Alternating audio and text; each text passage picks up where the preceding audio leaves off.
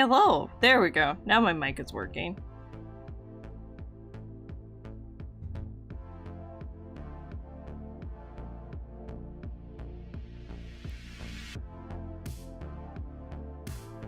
I guess my just says sleep fuck that. What?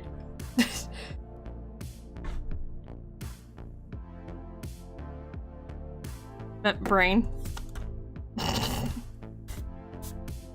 I think your brain needs sleep, my dude.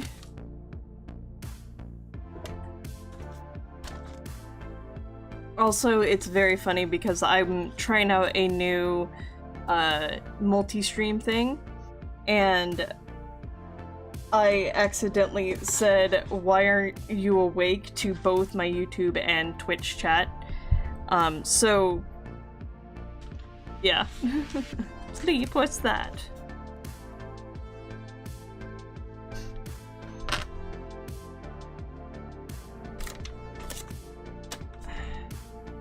I'm still kind of setting things up.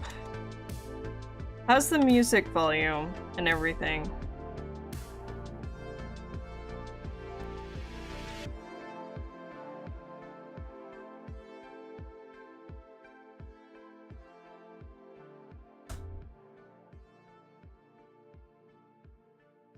Like a responsible streamer, I wait until 15 minutes before I go live, before I'm like, yeah, let's set things up.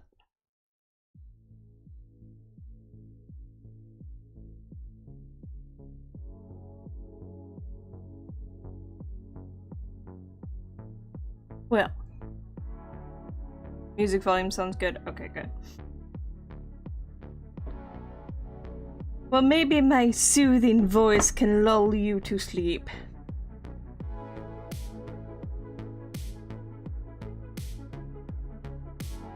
I mean, it's going to be a pretty boring stream. We're actually going to be looking at lore videos today because I am going to be taking a test to get my master's degree in Elder Scrolls lore. Without even having to step foot in college, and it's completely free.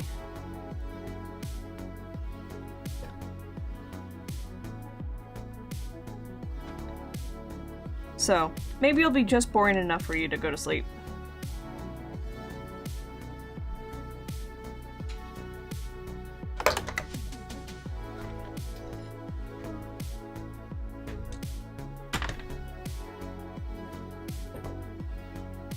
I'd actually gotten this idea because, I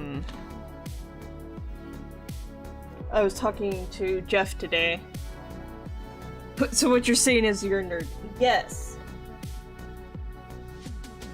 I think we all knew that already, though.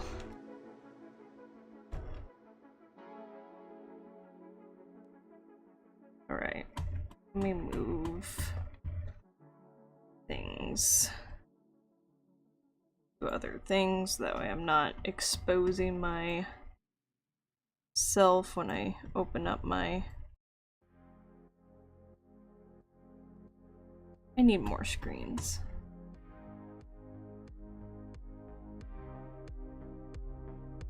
Not that I have anywhere to put screens.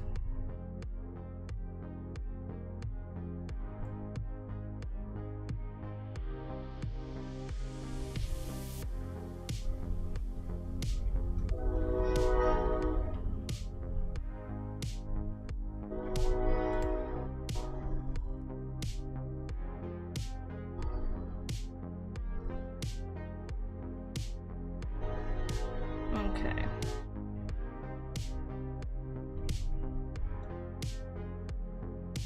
Alright, where am I? No, that's not me.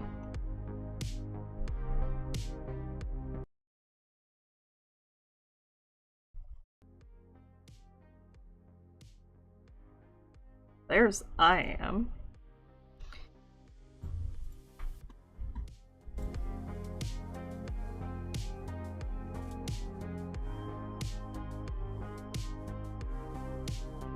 Here I am. There we go. Much better. I'll just shrink me down a bit.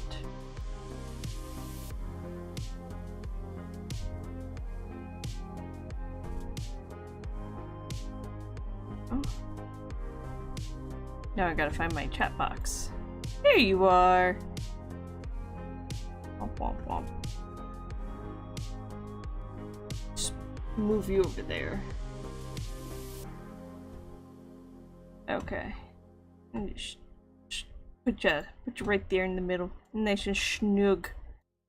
Nice and snug. Maybe we'll just put you over here in the corner. Oh no, I'll lose you if I do that. Okay. But wait. I have a superpower.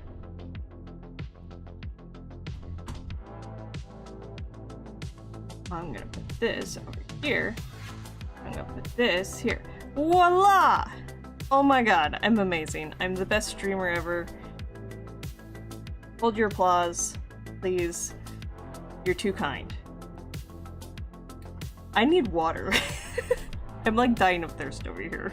Alright. I will be right back.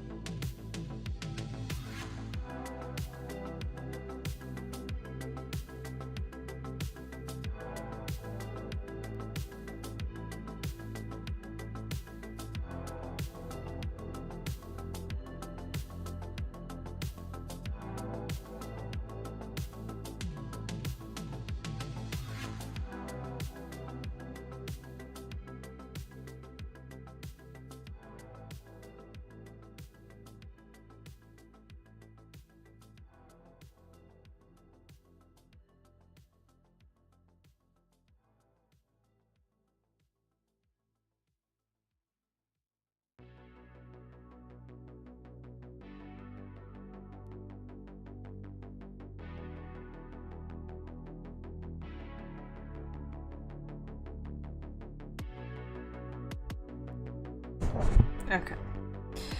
Oh boy, I need to stream again. Yeah! Been a while. Just had a nice cold drink of water. Good.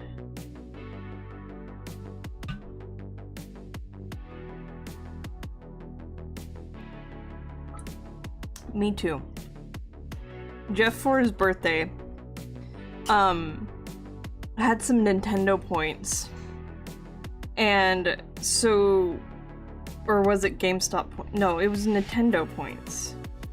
I forget what it was. But anyways, so he went ahead onto this like shop, this gift shop for his birthday, and he got himself this $20 water bottle that has like Nintendo characters on it, Mario characters. And it feels really flimsy and kind of meh, especially compared to like the fact that he's had like Yeti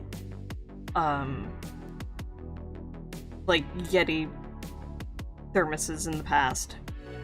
Anyways, so the thing is though, it's like it's made out of aluminum, so it's really, really light, and it actually holds cold really, really well. Oh my god. If I really need to sleep, I have some sleeping pills. Hey, there you go.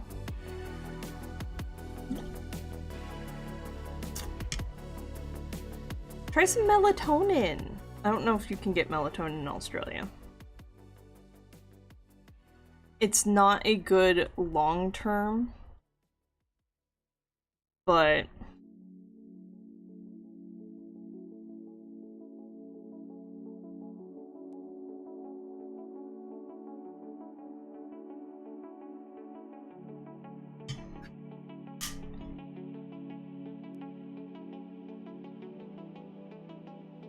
anyways, so as any good student knows, is that the best way to study is to study off of the test.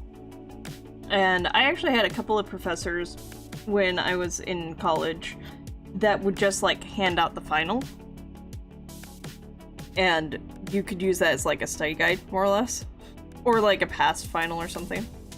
I bought a Sistema 1 liter thermos bottle for 23 AUD and it works really well. Nice. That's technically more expensive than the one that Jeff got. I think.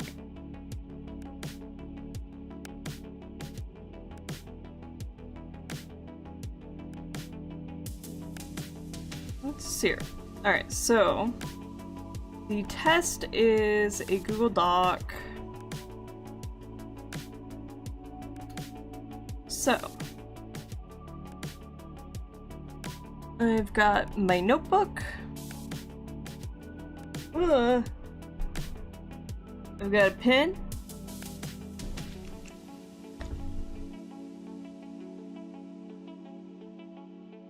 Gotta find an empty page.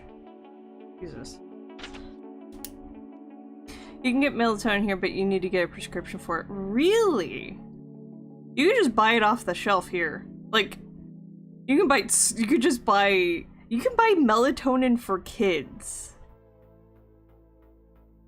Which I think is diabolical.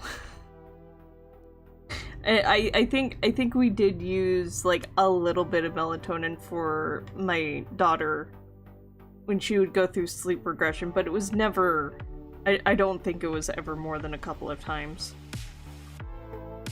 My aunt used to put melatonin in like a glass of warm milk glass of chocolate milk, just plain chocolate milk, for my cousin Hannah when she was really little. And they did that for so long that eventually you could just hand her a glass of chocolate milk just before bed and she would go to sleep just fine.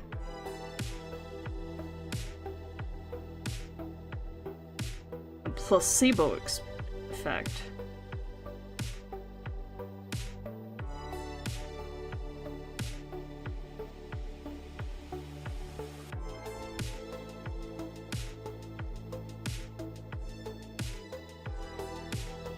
Okay.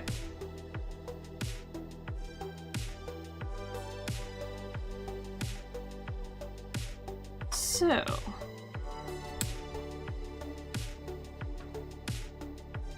The off-the-shelf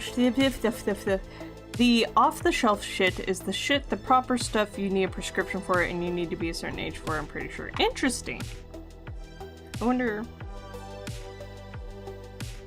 I'm gonna just...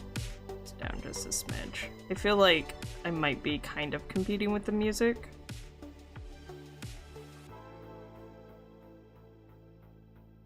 It's hard to tell because like I have like 3 different volume sets here and just the volume on my headset. Anyways.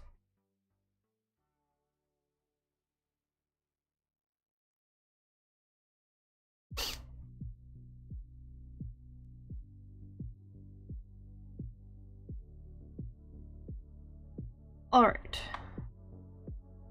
I accidentally turned up the music on my headset. I was like, why is the music so loud?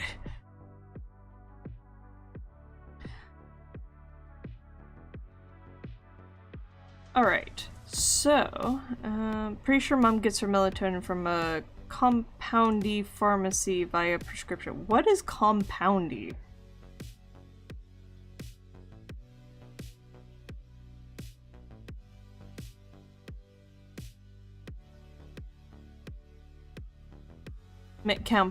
Compounding? So, what's a compounding pharmacy? Is that like a pharmacy on top of another pharmacy?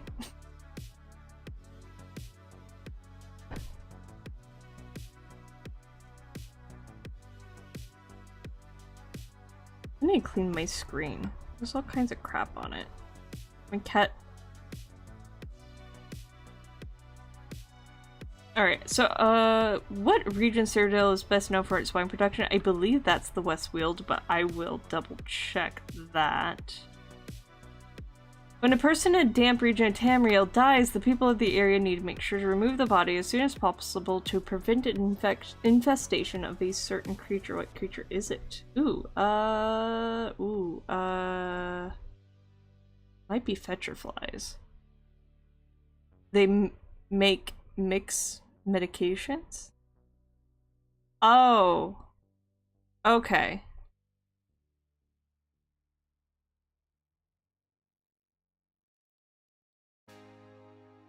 What Tamrielic war led to a city being divided in two halves separated by a wall for quite a few years? Oh,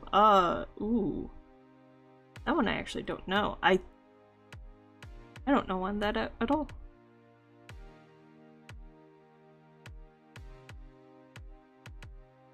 Zerb, I want to say that one was the Falmer.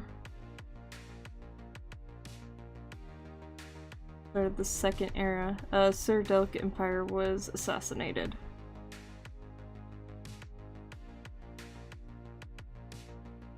No. No, it was the Ayleid Empire was dissolved. There's no... What non-high elf princess that unexpectedly became queen on the Somerset Isles? Ooh.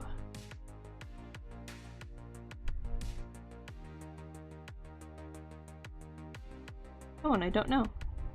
What Tamrielic Emperor? Ooh, I think that was Pelagius. Pelagius the Fourth. What culture came up with the martial art that requires an extremely long setup during the fight, working towards trapping their opponent? Ooh. Ooh. That might be Khajiit. I want to say Khajiit because it says martial art. Does the Khajiit do martial arts? What type of martial arts?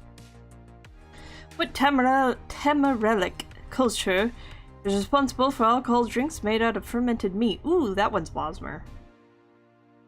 Can you imagine, like, drinking fermented meat? Like beer made out of meat. Oh, I think Ebel was the one who was killed by his own spouse. Ooh, yay. Oh, okay. See, this is the part I'm excited about. I like the essays. Explain in 100 words or less why Redguard society needs the Ashaba but still hates and despises them. And explain in 100 words or less what led to the fall of the Ayleid Empire. This is what Google says about compounding pharmacy. Compounding pharmacy specializes in preparing customized medications for individual patient needs when standard, commercially available drugs are inefficient or unavailable. These pharmacies work with patients and their prescribers to tailor treatments by adjusting dosage form, and adding flavorings, for example. That's cool! I don't think we have any of those in America. I don't think so anyways. I would guarantee that, like, the insurances in America would fucking hate that. They'd be like, abso-fucking-lutely, you want to change the flavor of your prescription? It's not covered anymore. Now that's an election prescription.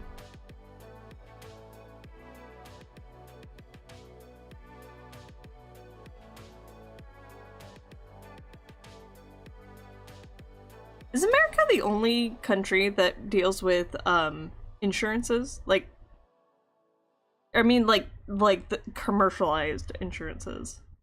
I wonder.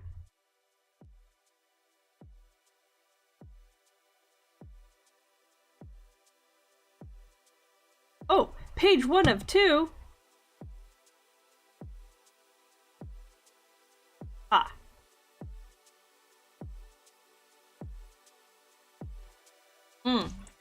We do have compounding pharmacies. Interesting. Probably, like, need to have some, like, really fucking good insurance in order to use that. Maybe not. I don't know. I don't know anything. I'm just here, man. I'm just here, man. Alright. Let's dive in. And pause the music real quick. So I can hear. Wah, wah, wah. Find a pet-friendly Italian restaurant with outdoor seating nearby. Let's see. Honestly, I was scared when I was told age-related macular degeneration could jeopardize my vision.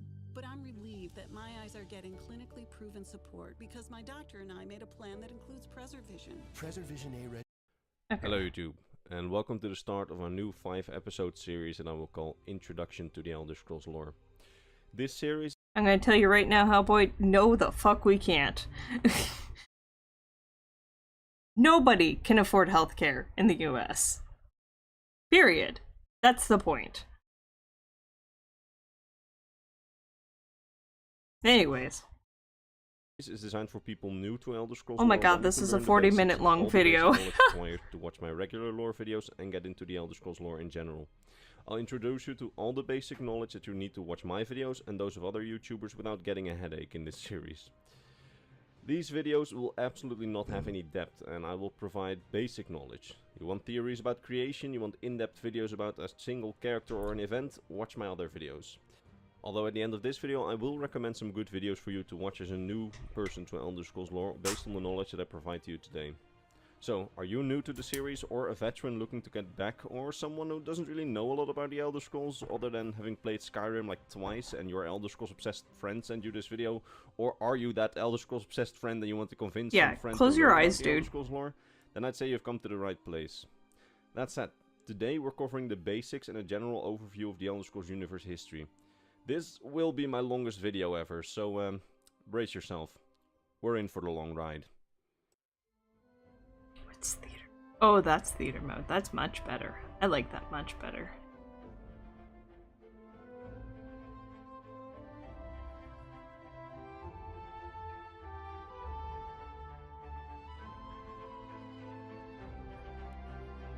Na, na, na, na, na.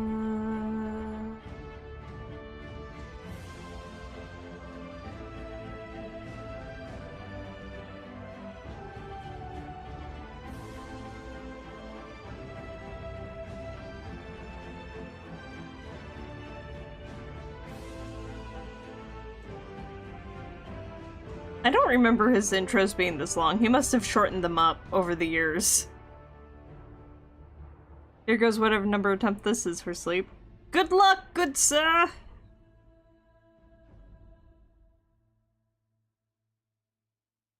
Okay, so like promised, let's start with the absolute basics. This is Tamriel.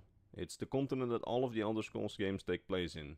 It's part of the fantasy world called Nirn, which is basically Elder Scrolls' Earth. Next to Tamriel there are several other continents, the most prominent of which are Akavir, Altmuris, Atmora, Yokuda, and perhaps a place called Lig, which may or may not exist depending on which sources people believe.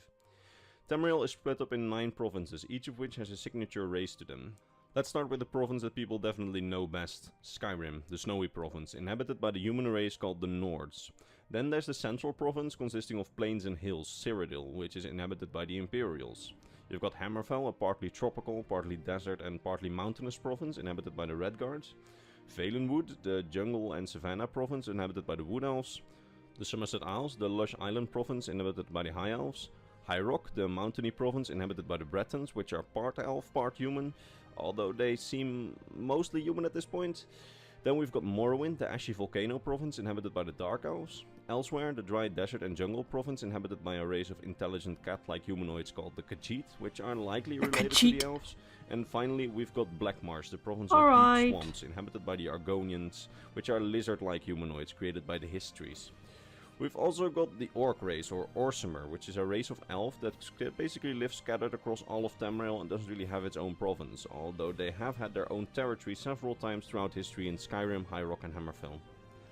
This is the situation as we find it in the games, and there's a long, and I mean long history that went into making Tamriel the way we find it. Each race has their own countries and their own religions, and we'll get into those in future introduction videos on gods and religions and on empires and nations. So wait for those videos if you want more information on that. But today we're taking a look at Tamriel's history, which is separated into several eras, beginning with the Dawn era, then the Meretic era, the First era, the Second era, the Third era and the Fourth era. These eras are usually very confusing to new players, and thus I will explain these eras together with a very brief history of all of Tamriel's eras in the coming segments. And in case you haven't noticed, this video has timestamps, so if a certain era doesn't interest you or you already know a lot about a certain era, you can simply skip it to watch the next era. We're starting all the way at the creation of Nirn in the Dawn era, of which there are many theories, but I will only cover the basics here. You see, the world of Nirn is part of the Mortal Plane, a dimension of sorts, and the main dimension of the Elder Scrolls games take place in. This world was created by several ancient spirits or gods. The most important of which for this video were the spirit Lorkhan, Magnus and Akatosh, which is the spirit god of time. Before any mortal plane was constructed, there was simply nothing, an empty universe filled with only spirits called the Et Ada, or original spirits, who had been born out of order and chaos. It was the god Lorkhan's idea to create a mortal plane, a plane of existence, and Akatosh, Magnus and many other spirits decided to help him out with that. They were well on their way with creating this mortal dimension when suddenly the gods noticed that if they were to create a mortal plane, they would lose much of their energy and power, and thus some gods under the leadership of Magnus decided to quit creation, and others under the leadership of Akatosh decided to stay. This caused for three main groups of gods, which will be important for the story going forward. One is the Aedra, which are the gods that stayed to finish the mortal plane. Two are the Daedra, which are the gods that refused to help with creation from the beginning and made their own non-mortal planes outside of the mortal plane. And third are the Magna-Gi, gods that stopped with their help of creation about halfway in. Those were under the leadership of Magnus. When they fled creation, they ripped holes in creation, causing the sun and the stars to come into existence. And then finally we've got Lorkhan, who essentially got sort of killed by the other gods after they discovered that their power was being drained in creation. His essence of his power, his heart, got ripped out and thrown across Nirn. Remember this, as this is very important for later. Anyway, when the gods that stayed finished the mortal plane, they were either so weak that they needed to procreate to make sure their legacy survived, or they were strong enough to remain gods. That's very much up to debate and to theory. Anyway, after their creation of the mortal plane was mainly inhabited by creatures called the Elnovae, or the First Ones. Likely they were the direct creations or the direct descendants of the god, depending on what you believe in terms of theories. There were many types of Elnovae. For example, the dragons were created at this time, and thus they are a type of Elnovae, a type of First Ones. Oh. Another type of Elnovae were trees, specifically conscious magical trees called the His trees. Although whether these sentient His trees and the dragons are Elnovae is up to debate again, as there are many other descriptions of their origins. But for an introduction like this, all you really need to know is that these creatures were among the first to be present on Nirn. But among the Elnovae there were also the ancestors of man, elf and Khajiit, which we know all had one common ancestor in a type of Elnovae. But at some point, several groups of this common ancestor had become estranged from one another. One would become the common ancestor of man, and the other of elf, or Mer, as elves are called in the Elder Scrolls universe. That is why earlier in this video I called the orcs Orsimer, and you will later hear me call the high elves Altmer, and the dark elves Dunmer, and the wood elves the Bosmer. That's because Mer is the Elder Scrolls word for elf. So it's not used for all elves. There's and that's one of the ones that, like, I don't understand. Like, Ayleids aren't called Ailimers. Alright, this is going to be a long video. Oh god, but it's so hard to... Okay, so... Let's see here. Second era, third era, fourth era. Okay. So I think I do need to see that later. Okay. What we got here? Excuse me.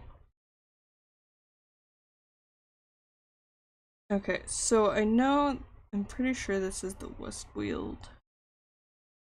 But watch the wine video. I've watched it before. Oblivion is full of items that you can find, food to eat and drinks to drink. And today I I wanted want to to take a double look at the check. lore behind Oblivion's wines and the lore behind the wine production in Cyrodiil, because yes, there's actually quite a lot of lore. So, let's roll the intro and let's talk about wine.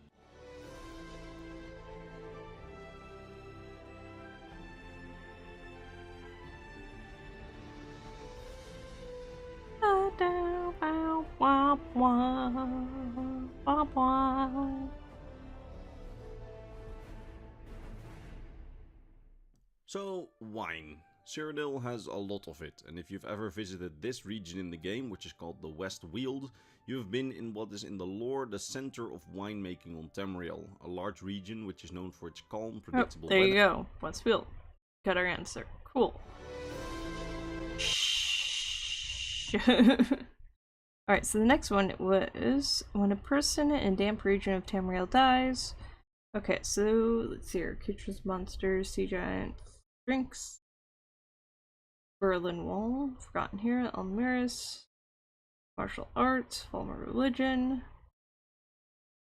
Okay, I wonder it is under Creatures and Monsters Volume 2. Hello YouTube. Tamriel Oh is my full of god! creatures and terrifying fantasy creatures, and I've talked about many of them on this channel. Okay, we're going to see here. Chorus, Bog Blights. I wonder if okay. We got Fetcherflies, Chorus. Right. Well, kind of. Alright, we'll start with the. I don't think it's Chorus. Let's try. It wouldn't be Fetcher. It might be Bog Blight. The flies. Now, next up, let's talk about an interesting and mysterious type of undead creature, Argonian bog blights. Okay, so bog blights, or the dead not dead, as called by the Argonians, they're strange masked undead Argonian zombies of the swamps, native to the marshes of Blackmarsh. Usually they can be found in groups in specific sections of the swamp that are said to have strange water. Now, in order to fully understand what these creatures are and how they came about, you need to know a little bit about the Argonian customs around death and funerals. You see, when an Argonian dwelling in Blackmarsh dies, their tribe makes them a wooden funerary mask and then lays their body to rest somewhere in the marshes. But then their body is not left alone. Hello! Instead, the body that is laid to rest is impaled with a so-called Zulvat, a large, richly decorated Hello, Raph! Roar, I'm scary! Ah! I'm scared. Today we're learning about Elder Scrolls. And doing the Elder Scrolls learning. Yeah. grave stake used to impale corpses laid to rest in the marshes. This Camera budding girls now. I know. You know, maybe there's a bunny race over on the Akaviri continent. That's a possibility.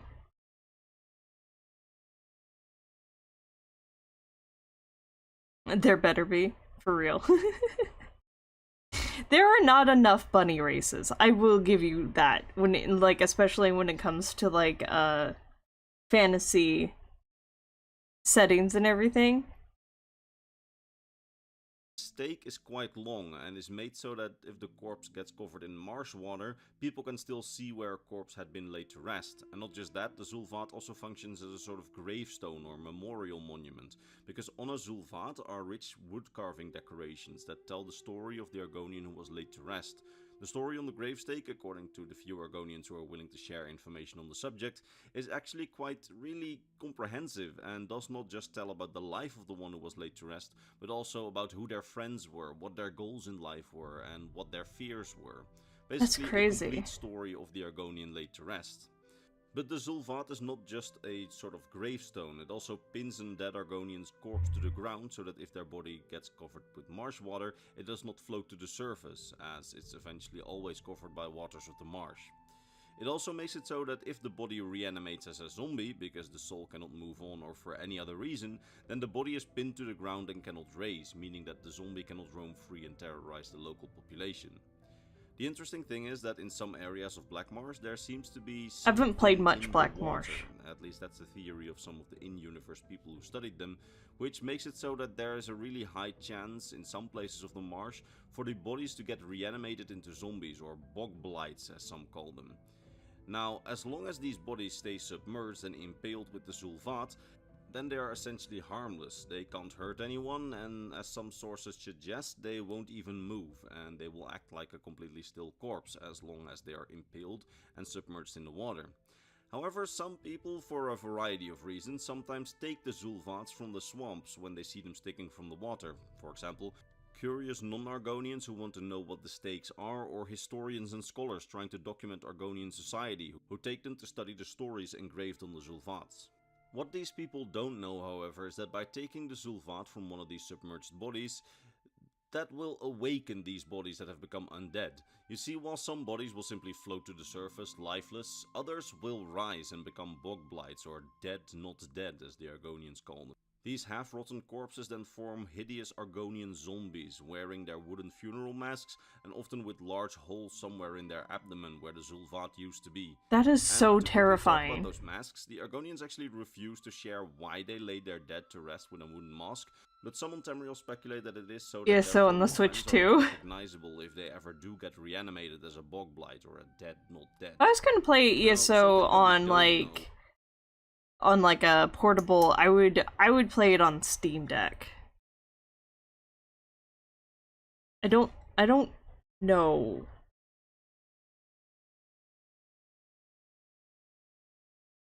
I hear the other than like the fact that the Steam Deck is a little bit like heavy and big, I've heard it's pretty good.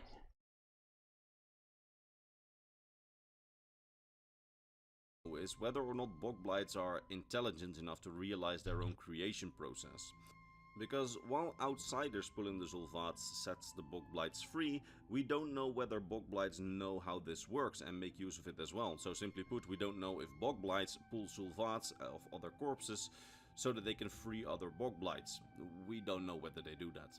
Now, what's also interesting is that these bog blights do still very much seem to need the swamp water, as they Why not both? Also true.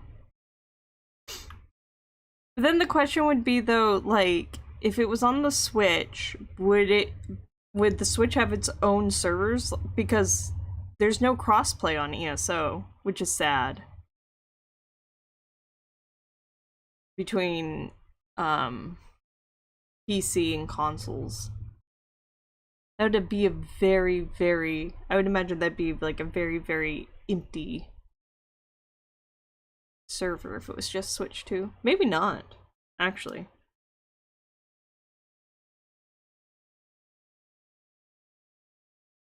need to keep themselves immersed in the water in order to stay undead. Because when they are taken out of the water, a strange chemical process in their reanimated bodies makes it so that their bodies violently explode after a while, and before the explosion, they leave a trail of toxic air which can poison that's those in gross. their path. Which is very weird and interesting, and to me suggests that perhaps the sulfur in the water of the swamps has something to do with their bodies being reanimated, which would be interesting, but unfortunately we simply don't know.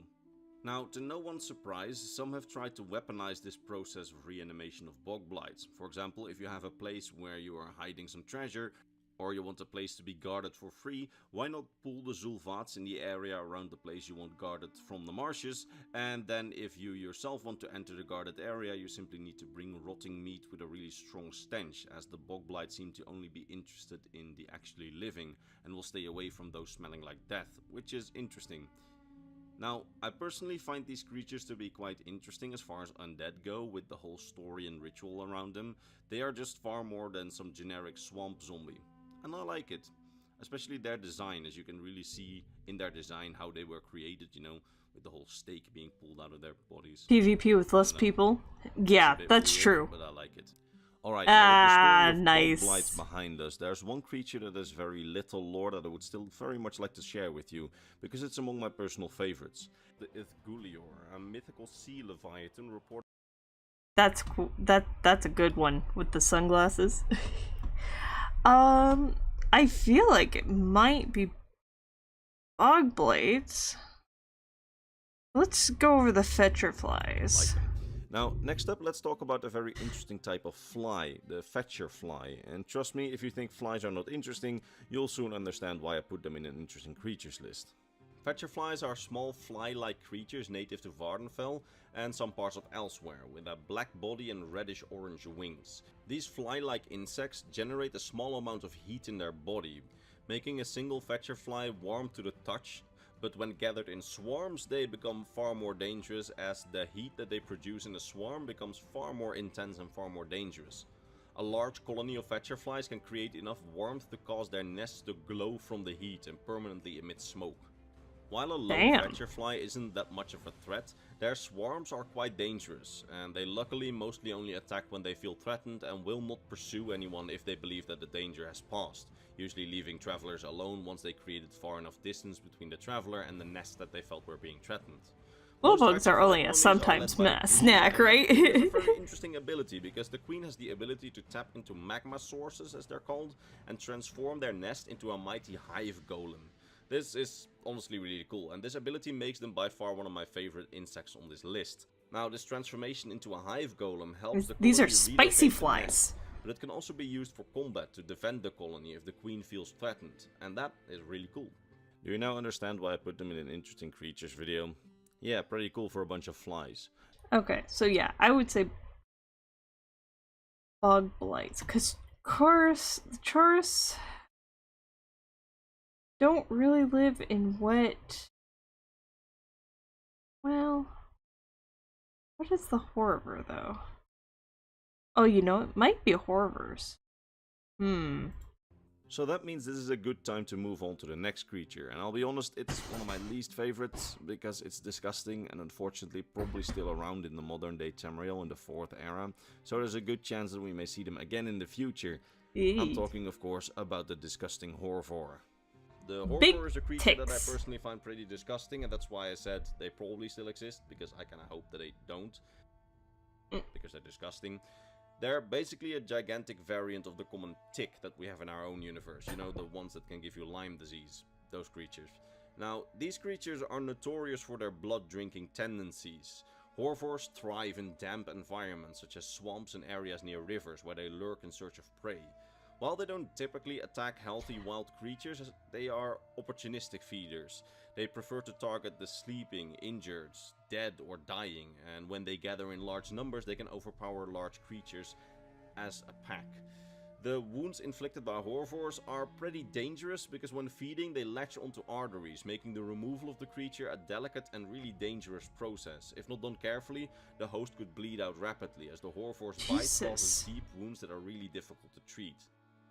With them being strongly attracted by the scent of blood, Horvors can become a serious problem if they are not dealt with quickly. A single dead body left out too long on the streets, or even an unattended pet or livestock creature that is sleeping somewhere, can easily draw an infestation of these disgusting creatures. Yeah, so they are Horvors. It would be Horvor. Okay. So if it's action, the next one, Tamriel's Berlin Wall. The Berlin Wall, one of my favorite historical subjects, a wall built by the Soviet Union and East Germany around West Berlin to keep it isolated and prevent the people of East Germany to simply walk into the West during the Cold War. It's a fascinating real-world historical subject. The idea of splitting one city in two, having them controlled by different governments and dividing it with a big wall for several decades is just extremely fascinating to me as far as history goes. Now, I was very surprised to find out a few months ago that the Elder Scrolls universe has its own kind of East and West Berlin, complete with a wall separating a city in two, with two countries each controlling one side of the city. Because that's what happened to the city of Dragonstar in the late 3rd era during the War of Bendermark. And this division is what we will talk about in this video after the intro. There we go, Bendermark. I believe the Falmer, let's see, am I missing any? Okay. Are the ones who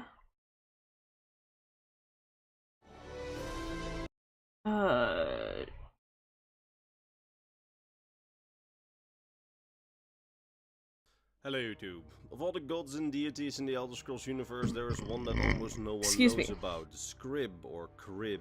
Yep. The thing or deity that's worshipped by the blind and twisted. The Falbar. Pretty sure this one was the... I wonder if... One would become the common ancestor of man.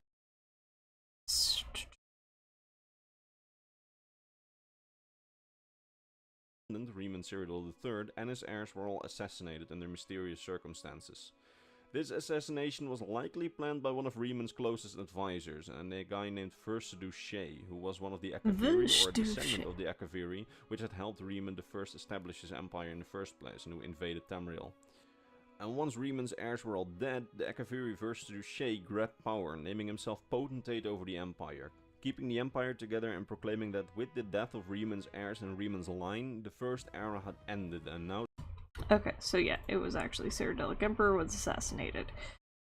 Because I believe the Gilead Empire didn't dissolve until a couple years into the second era?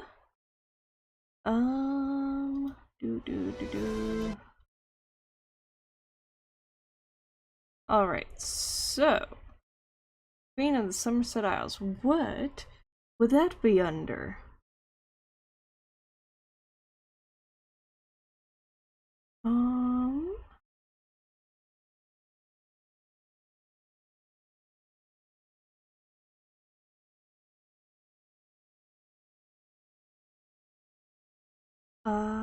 Maybe Eldamiris?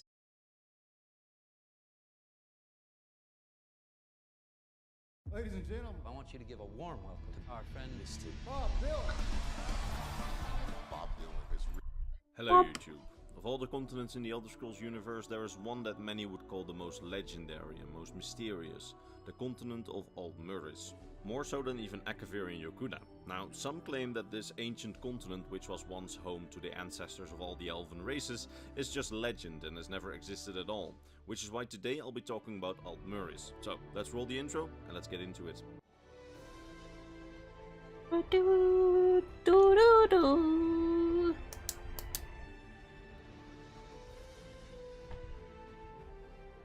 I'm gonna ace this test.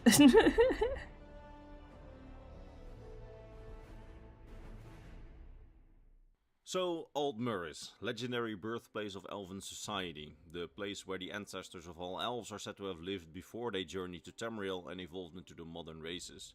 Now, before we explore what we know of the continent, there is something important that you need to know about it. Specifically, that there is some doubt over whether Aldmuris ever truly existed. I don't know You see, while most sources describe if this Aldmuris would as a help. physical place that once existed, others claim that it never even existed, and the concept of Aldmuris is simply vague collective memories of creation and the dawn of time that the elven races try to make sense of. While then some other people even claim that Aldmuris is simply a semi-religious place intentionally fabricated by the High Elves to have a symbol of national identity that in truth never existed and that people forget was made up. Now, the truth of the matter is that we don't know what the truth is, although near the end of this video I will go into these different theories a bit and explain them a bit more. But I thought it would be a good idea to tell you this up front so you can view this video from different angles and make your own conclusions. Because in the end the Elder Scrolls universe is full of unreliable narrators and that's why we have no idea what the truth is. Which is So, why I out of love the it. way, Aldmuris. Like I said, it's the continent where the very first elves, the Aldmer with a D, used to live. They were the progenitor race of elf to all other races of elf that we see on Tamriel currently, who evolved from this common ancestor, with only the left-handed elves of Yokuda possibly not evolving from them. Aldmuris was the homeland of these progenitor elves, the Aldmer, a continent which is described by modern Tamrielic historians as a place of unrivaled beauty, but almost completely devoid of any nature. It is said that the entire continent was covered by an endless city that was millennia old and spread from shore to shore.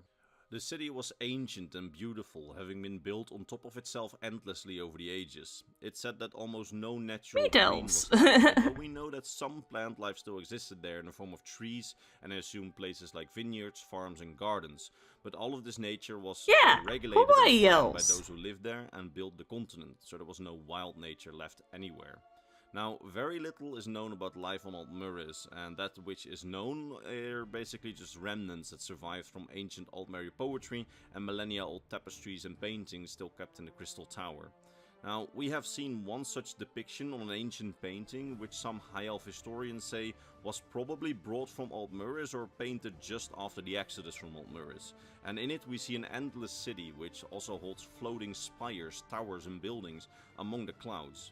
While some historians claim that this painting is simply a fabrication, elves who look at it actually say that they get a strange sense of familiarity and a sense of home deep in their being, without even knowing what exactly the painting is or is supposed to depict, meaning that even if the painting is fake, or if Altmuris never existed, it's very close to how the elves at least remember I'm still mad that snow elves were made into monsters. Yeah, that was sad. The Falmer history is really sad and sucks. It's kind of cool that you get to meet at least one snow elf,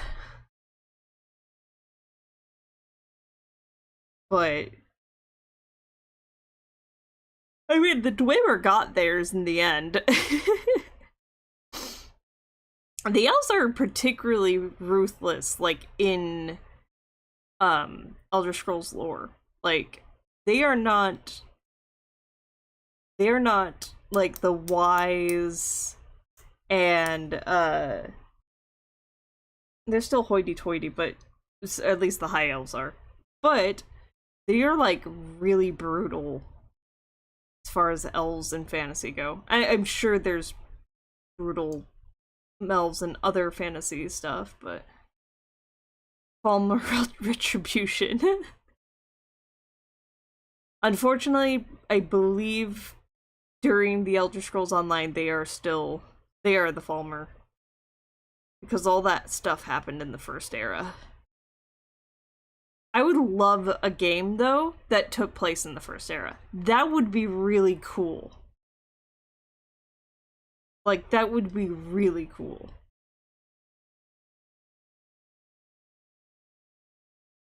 Imagine being able to see, like, Elder Scrolls from that time. Elder Scrolls 0.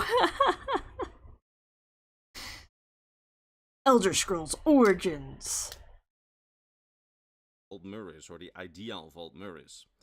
Another strange collective memory that the elves have brought from Altmuris is that the sun there used to shine in an even more majestic way, which may have simply been how the sun was like in the very earliest times, but it may also indicate how Altmuris might not have fully been inside the mortal plane, but more on that later. Now, there is very little that we know of Altmeri society on Altmuris, other than that it was a place of high culture and sophistication. They had intricate art, complicated and near magical music, and we know that they worshipped their ancestors, with death itself playing a pretty big role in their culture. It also seems that they already worshipped some version of the current High Elven pantheon, as some of their earliest temples that the settlers of Tamriel built after their exodus from Altmuris were to the deities Anu, Magnus, Sirabane, Ifre, Trinimec, Xarxes, Mara, and Standar. California school abuse survivors may be getting set up for massive payouts, but only if they act before. By now you may have noticed some similarities to the Altmer, so High Elf society, and if you did, you would be correct, because the High Elves, so the Altmer, so with a T, constantly try to preserve and replicate the culture of their ancestors, the Altmer, so with a D, the common progenitor race. Meaning that many see Altmer culture as a bit of a blueprint for Altmeri culture on Altmuris, as we for example see some of the same noble titles and same types of ancestor worship in High Elf culture. However, I do try to be a bit careful with that, as the High Elves have a bit of an obsession with trying to replicate their ancestors' culture, meaning that while some parts may have been forgotten, other parts may be needlessly exaggerated. Think about it like this: if you want to be like your great-great-great-great-great-grandparent and you heard that they drank jasmine tea, for example, you may start drinking jasmine tea yourself almost every day to replicate them, while in truth they might have only done so once a week. So because you don't know critical information of how often they drank it, you simply exaggerate what it really was. So that's why I'm a bit careful with directly copying High Elf culture onto Altmer culture, because we may see this in them where they have amplified and exaggerated things a bit too far, so keep that in mind when people claim that it's the same culture. Now, there is one concrete legend that we know of life on Altmeris, and that's about a rebellion that took place on the continent. You see, back on Altmeris there was one very rich and influential nobleman named Orgnum. He used his riches to finance a rebellion against the rulers of Altmeris, leading to a civil war of sorts on the continent. However, this rebellion seems to have failed, and he and his followers were then put on ships and sent away from Altmeris, banned from ever returning to the continent. The Altmer on the continent then rose up a magical, impenetrable mist all around the continent of Altmeris, which prevented any of the exiles to ever return to Altmeris. These exiled Altmer would eventually land on the southern continent of Pianine, and they would evolve into the Maormer or Sea Elves, who we talked about recently. Link in the description if you want to know more I like about them. Maormer. Maormer And is they really would never cool. be able to set foot on Altmeris ever again and bother their brethren. Now, what's interesting here is that, as I talked about in my video on the Sea Elves, Orgnum is still very much alive and ruling the Maormer deep into the Third Era and presumably even beyond. Really? As he is described as a very powerful deathless wizard, with some even claiming him to be an actual god. And as such, he is the only one in modern day Tamriel that we know of who could still have memories of what Altmeris was actually like from eons ago when he and his original followers were banished, which is very, very interesting.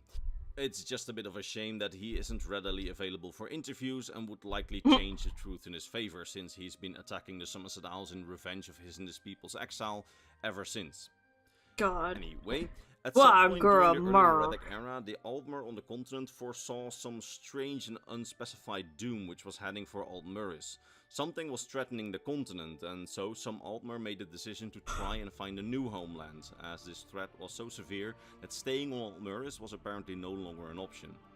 These elves sailed out in all directions, and one large group of Altmer under the Altmeri High Lord Torinan landed on Auridon, one of the isles in the Somerset Isles, where they vowed to build a new homeland for themselves in the image of Altmeris. Now, these early Altmeri colonists would battle against the untamed wilds of the Somerset Isles and use the wood of their ships to build their initial homes and trinkets. The Altmer of these days had to fight hard battles against the legendary wildlife of the Somerset Isles, which was then untamed and dangerous. But after many years they had become the top dogs on the Isles and founded an all-new civilization that would eventually grow into High Elf civilization. However, once they were established, they were very curious to find out what actually happened to those who stayed behind on Altmeris, and they wanted to see if they could go back and establish contact. So, 3 ships were sent out, all in different directions to see if they could find Altmeris back, as during the Exodus they seemed to have forgotten the route they took to get to Tamriel. Oopsies. However, those 3 ships, of them only one returned, and that one was called the Niben, of whom Topol the pilot had been the captain. That ship had not found Altmeris, but it had found Tamriel, an even bigger continent to the northeast of their new homeland of the Somerset Isles. That discovery eventually led to many groups of Altmer going to the new continent to colonize it, and slowly but surely, these groups would evolve away from their cousins on the Somerset Isles, and they would become the different races of elf that we find in the games. The Bosmer, the Aelids, the Chimer and the Direni, and the Chimer of course evolved into the Dunmer. But of those ships, no one ever heard back. Those 2 that are lost at sea, they seem to truly be lost, just like Altmeris. Some say that the continent may still be out there, lost to those who tried to find it, but a paradise to those who still live there. Yet others say that the continent was destroyed by the wrath of the gods, and some even claim that the continent has been transported out of the mortal realm, if it ever even was in the mortal realm, waiting to come back when all races of elf have been reunited. Altmeris as such has spawned many legends, and it is or was definitely a wonderful place from what we heard of it in descriptions. Now, as I said at the very start of this video, some therefore doubt whether or not it has actually even existed. I don't think this video has the information I need for this question, but it's still pretty fascinating. Some say that in the chaos of creation in the Dawn era and over the course of the Elmo-Fae Wars, which were conflicts between the progenitor races of even the Altmer, so the ones that came before that, and the very earliest creatures that would later evolve into the humans, those wars had so much magical power at the dawn of time that they shattered all of Nirn, and that the original homeland of the elvish ancestors was already destroyed because of these wars, and that what we see of Altmeris are simply scattered half-rememberings of that time, before even the Elmo-Fae Wars. And yet others say that Altmuris was the place that was given to the ancestors of the elves as a reward by the god Auriel for helping him during creation in his battles against Lorkhan and his forces, and that Altmuris was therefore Kitty a real yells like place. ear rubs. Oh, And yes. Again, others theorize that Tamriel was the elves' original home, and that it was then magically destroyed or changed, then leading to the founding of Altmuris, or perhaps Tamriel before the magical Elnathan Technically, which Khajiit are destroyed it, kitty was elves. Altmuris, or something else happened to Tamriel that transformed it from Altmuris to what we see today. And then what happened before then on Tamriel is what the elves half remember. And then of course there are those who say that Altmuris is simply a construct made out of cultural aspirations, a symbol of cultural identity of what the Altmer should strive to be, instead of a place that actually existed, when people by now then simply forgot that we once made it up, if that made sense. I dropped Now, my what's fidget. the truth between all these theories? We honestly just don't know. I personally think that the truth is somewhere in the middle, because I think that Altmuris was a real place simply because all the other destroyed or sunken continents of the other races, so think about Yakuda and Atmora, are places that really existed as people visited the remnants of them in modern Tamrielic times and literally found proof of their history. So it isn't too much of a stretch to think that this continent also existed. But one theory that I haven't seen mentioned almost anywhere online, my own theory, is that even if it was a real place, it likely wasn't the exact big city that the memories describe it. Like, for example, like I said before, there likely was some nature, although it is likely that it was probably, heavily regulated by those living there. That being said, the reason that I really think that this was an actual place is that we literally have a given in-universe explanation as to why Altmuris is lost to those who have left it. And for that explanation, we need to take a look again at the civil war on the continent, or the rebellion that banished the Sea Elves. Like I said, at the end of Orgrim's rebellion, he and his followers were put on ships and forcibly exiled. The continent was then surrounded with a magical mist that would prevent them from ever finding it back, so that they could no longer bother the Altmer ever again. Now, you could probably see where I'm going with this, because I think that this mist has simply never been lifted, meaning that the Altmer who left later, even though they left not because they had problems with those on the continent, but they left because they were afraid of some weird doom, they also had to pass this mist, and thus likely were also prevented by it from ever finding the continent back. I mean, the one painting that we have of Altmuris shows a city behind or in the clouds, but what if these are not clouds, but are the magical mists in front of Altmuris, painted by those who left it, knowing that once the towers disappeared behind the mist, they would never again be able to find it back and lay eyes on the city again. This means that whatever's happening or has happened on Altmuris, again if it's a real place, we will never find out. Some think that the elves that still live there live in some sort of paradise, unbothered, happy, cultured. Others think moisturized, thriving in their own lane. See where it used to be. The ancient doom got a hold of it, and the place is now completely devoid of life. Perhaps only with Okay. some... This does not have the information I am looking for.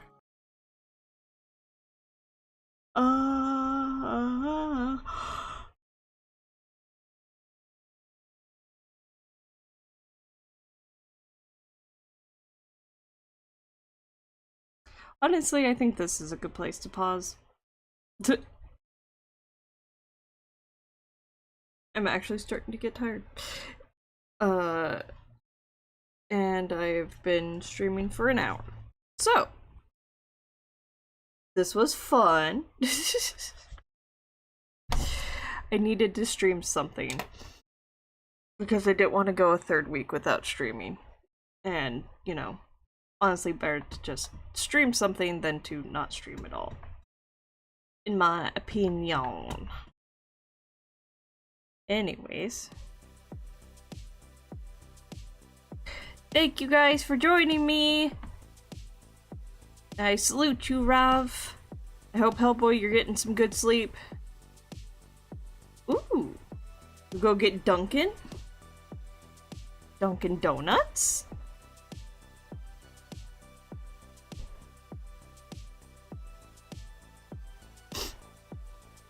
Nice. I got one of those in my Walmart. I really like their, what was it, the Red Bull refreshers. They're really yummy. Oh my gosh, my model is going crazy because I'm stretching. Oh, okay, sorry, I had to break my neck there for a second, I guess. Anyways. Ooh, sourdough egg witch, yum. Dude, I love egg sandwiches. I haven't had breakfast yet. I should probably do that too. Anyways. Well, I'll see you guys next time. Have a good day. Hopefully I'll be live. Aloha! Bye-bye!